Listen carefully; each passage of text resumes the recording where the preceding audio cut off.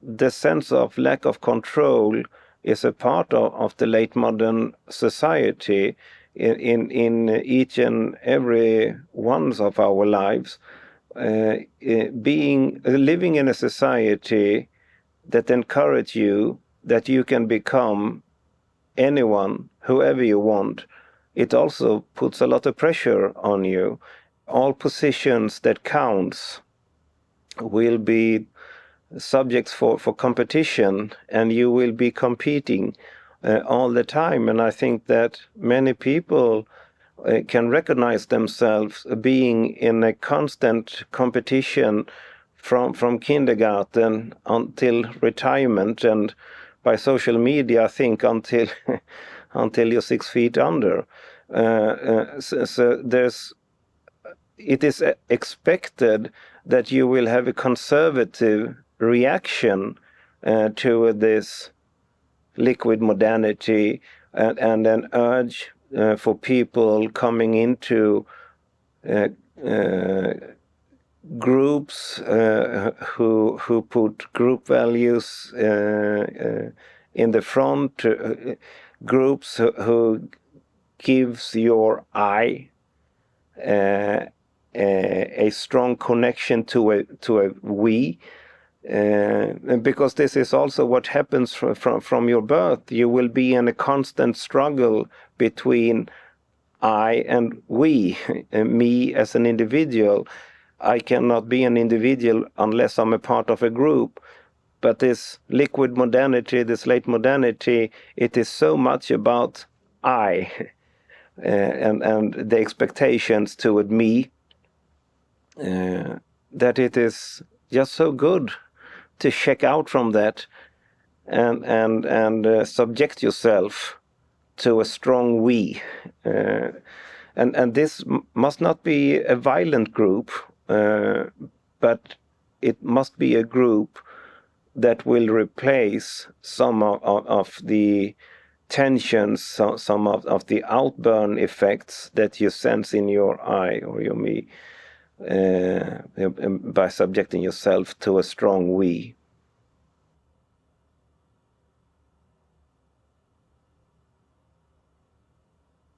Liquid fascism orientates itself around a doxa.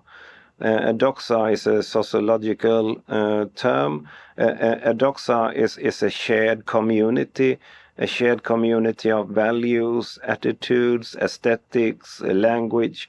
A doxa regulates what we talk about, what we don't talk about, how we talk about it, and you intuitively know what you can talk about, what is meaningful to talk about, and we all have these experiences of belonging to doxa. So this liquid fascist doxa consists of the idea that the Western world is in an apocalyptic threat of being extinguished by migration, that white people are being replaced.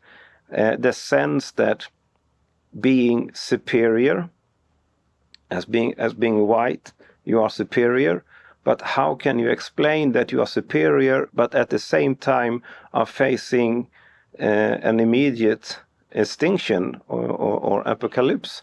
Well, someone is screwing with you. And who is screwing with you? Well, it cannot be those stupid non-white people. They are just replacing you. So who is screwing with you? Well, it's the deep state. The deep state that is running everything from behind. The democratic elections, they are rigged. The democratic institutions don't serve the people. It serves an elite that you know very little about. And then you have these traditional anti-Semitic conspiracy theories. So if you don't say straight out that the deep state are the Jews, the neo-Nazis would, you will say it is the globalists. But the globalists are a code word for Jews. The Jew who is wandering all around the world, belonging nowhere, That's the traditional meaning of a globalist. Or a culture Marxist. The idea of culture Marxism as an ideology that has shaped the entire Western world, the idea that the so-called Frankfurt School from Germany of prosperous sociologists that almost 100 years ago drew up one important, but still just one branch within sociology, the fantasy that they were all Jews and have influenced the Western world, culture life, and so on, that the woke movement is the contemporary culture Marxism, and so on and so forth. So you need these conspiracy theories. For most people within this world, I don't think that they realize that this is traditional anti-Semitic conspiracy. So it is anti-Semitism disconnected from the Jews. It is still built up and function as anti-Semitic conspiracy theories, but they have taken the Jews out of the equation. And the fourth part is the radical anti-feminism, believing that women deliberately has left men behind. So therefore, the fluidity of this movement attracts anyone from close to neo-Nazis till incel men.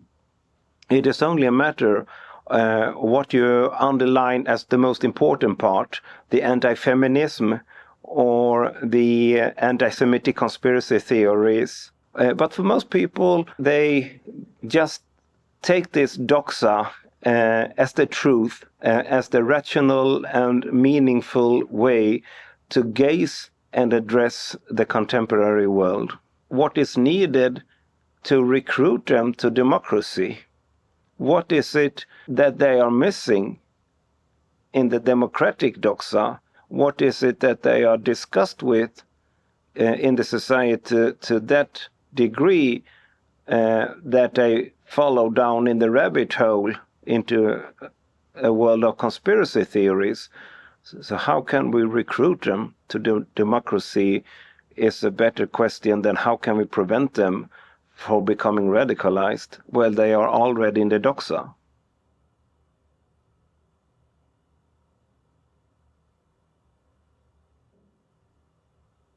It is natural that we all want to see ourselves as good persons. There is a social psychological term for this. It is called the fundamental error of attribution. It is also said to be the mother of all prejudice. So I tend to see the negative circumstances that leads to my own wrongdoing. And I tend to overemphasize your personal character as reasons for your wrongdoing. So when I arrive late for an appointment, it is because the bus went 1 minute ahead of schedule and I missed it. It's not my fault. But when you arrive late, it's because you're an ignorant person. This also operates on a collective level. If someone that I see as a part of my group, if that person acts in an unacceptable way, I will see that person as a deviant. If a person that belongs to an outgroup and acts unacceptable, it is more likely that I will see that person as a representative. And this orientates all the time, helping me to sense that I'm a good guy. And everything that is wrong, I tend to blame on others. And as infants, we are born as egoists. We are born with a drive to make everything as neat as possible for us instantly. So when a little infant is crying to be breastfed, when does it want to be breastfed? Now. You cannot tell an infant, well, mom is busy, can you wait 30 minutes? No, an infant cannot wait 30 minutes. Waiting 30 minutes, waiting one day, learning to see other people's needs, this is not by biology. This is by social training. This is by upbringing. Our nature works all the way to make it life as comfortable as possible for me. But I have a predisposition for being able to see other needs, being able to see the life and the world from another person's perspective, but it has to be trained all the time. I have to learn to see it. And if I only know about deprived neighborhoods from negative reports in the news, and I never set foot there, and I do not identify with those non-white people, it is a big challenge for me to sense that I should be their keeper.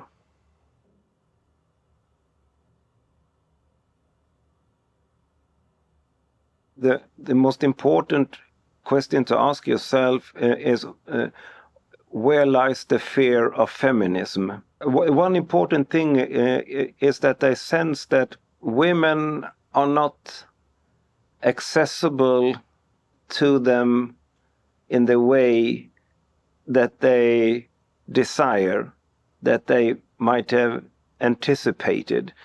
Independent women making their careers in a highly individualized world, when the society and the men are less able to take advantage over women, this will be seen and felt like a loss so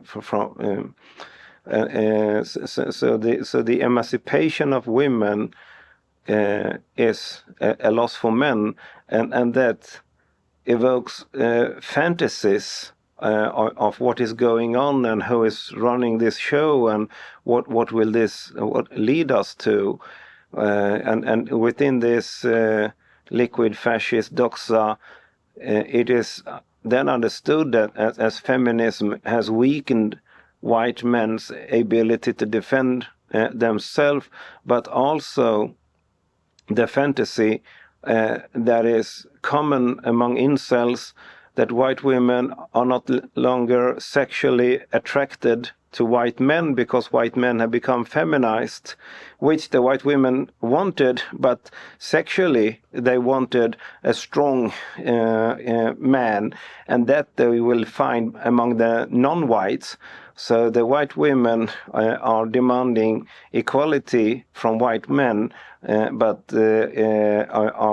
are espousing with non-whites. So this is, of course, a fantasy, but once again, this is a social, psychological defense mechanism to put your own deprived situation, your own failures outside yourself and blame someone else.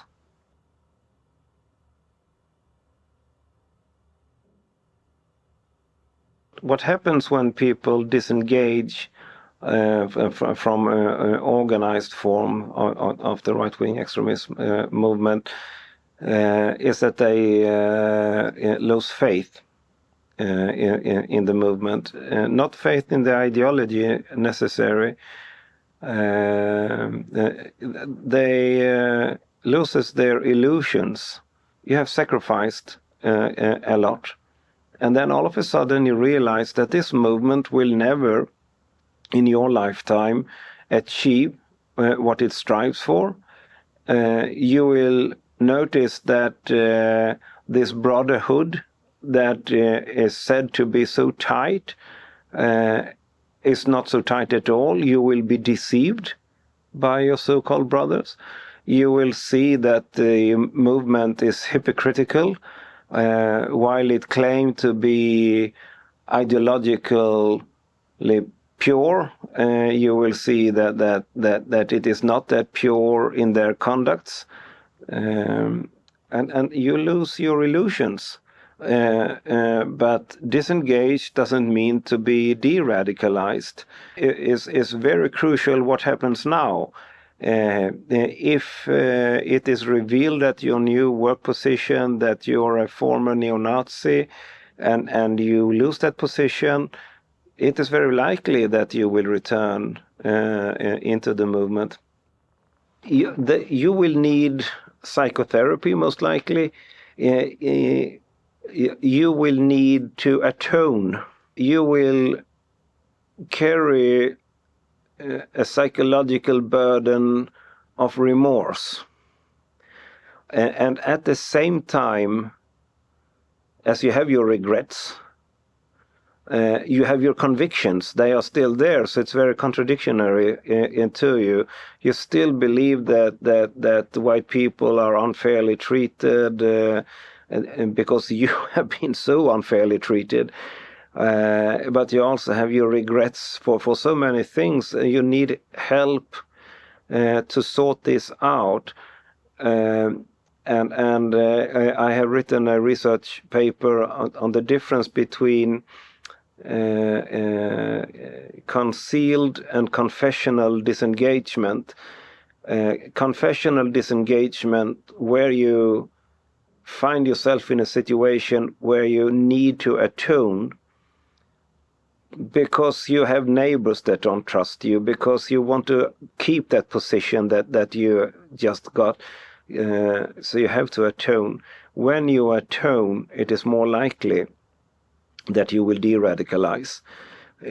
Most researchers do not have access to individuals who disengage but remain radicalized. Those I have interviewed also. It is not uncommon at all that you disengage purely because you see no meaning in what you are doing, but you see a huge meaning in the ideological goal. So you will still keep your conviction and can, so to speak, be re-radicalized into the cause again because you're still radicalized in your mind. I think it is very important that we have institutions, being public or NGOs, that actively seeks for persons who have disengaged. And we have such examples where organizations like Exit here in Sweden, when they learn about that someone no longer is active on internet forums or doesn't appear at meetings, and they maybe hear a rumor that this person has disengaged, to contact that person and to have the guts to contact not once but several times. The loneliness doesn't come the first day of disengagement. The first day of disengagement, it is likely that you feel a bit free. But when you pick up your mobile phone, try to figure, how shall I call? Who shall I call? Who can I talk to? There will be one there pulling you back. There needs to be people who engage and providing a new context. We depend on being wired to other people. No one can de-radicalize alone in an apartment. You will go insane. I have physically, bodily felt the loneliness of the people. They are middle-aged and they have absolutely no one to call. So they will call me. And what they do is of course, they cannot easily say, look, I'm so lonely, I don't have anyone to talk to. Can we talk? But I say that they can text me and say, is it possible to have another interview? I came to think about something that might be of interest to you. So they need my company. This is, of course, an ethical problem for me as a researcher. I don't want to go native. I don't want to go out of my role as a researcher, but I also want to be a decent human being.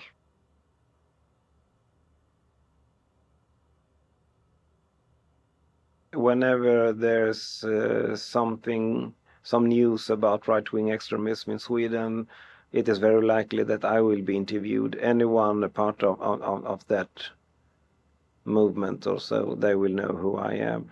Well, I think for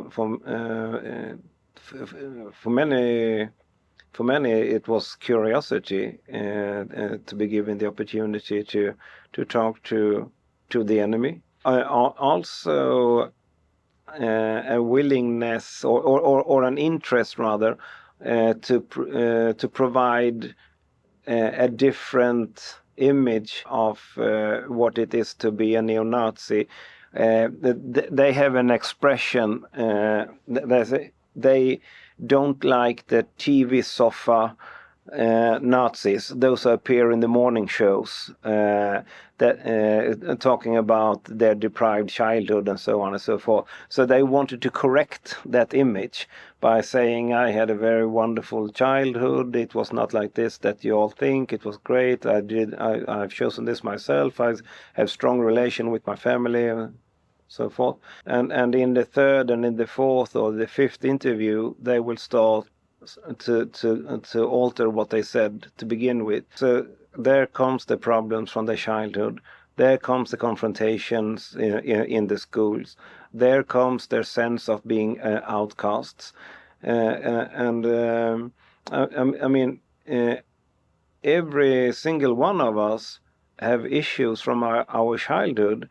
I wouldn't say that each and one of us needs psychotherapy, but if anyone who would choose it, even if you sense that you need it, will immediately sense that it is, if it's a good session, as a good therapist, that is beneficial for you. We all have some maladaptive coping strategies. So this is normal human conduct.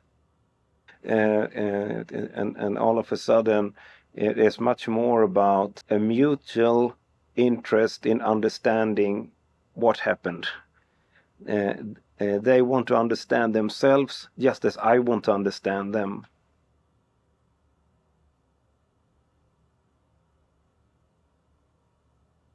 I think that empathic curiosity is a way forward. People have needs that are not satisfied. Their needs may be real, they may be imagined. The needs may be justified, they may be unjustified, but the needs are there, and we have to investigate those needs, and we have to, when we do that, work in a process where young people learn to compare their needs with other needs, to negotiate their needs. But first of all, as human beings, we all need to be seen with our needs, that our needs are recognized. Not all can be satisfied, not all should be satisfied, but needs need to be recognized. Children living in severe poverty, it is not enough to say, well, you have a need for food, now you have said it. There are needs that must be satisfied, and if they are not satisfied, bad things will happen. And there are needs that necessarily doesn't need to be satisfied, but still could be satisfied. And then perhaps we should satisfy them, and there are needs that we definitely should not be satisfying, but still they need to be talked about and addressed. The entire concept of prevention of violent extremism is underpinned by a intellectual mistake. A researcher like me, we study the pathway to radicalization. We study the life trajectories into radicalization, and we see the different steps that leads all the way to someone arming his or herself. So those trajectories are then, in PV work, turned the other way around. Reasons for people who got radicalized becomes indicators for people who might get radicalized in the future. But this is not how humans works. Reasons for very few people at the end, I mean, the academic literature on people who were radicalized into terrorism consists of a couple of thousands of individuals at the most. So life trajectories of a couple of thousands individuals who became terrorists is not a good, solid ground to create a tool for assessing millions of people who might be on the way to radicalization. Most of those who experience a particularly early childhood and teenage experience that are similar to those who became terrorists, they don't become terrorists either. Something else will happen. Most of them, most likely, will suffer from mental illness. Most likely, more of them will commit suicide rather than becoming terrorists in the future. So we shall not ask ourselves what will become of the child with unsatisfied needs. Maybe he will become a terrorist, therefore we shall compensate for the evening time at the bed. The child has its rights on its own to have his or her needs satisfied, no matter what we fear for that child in the future.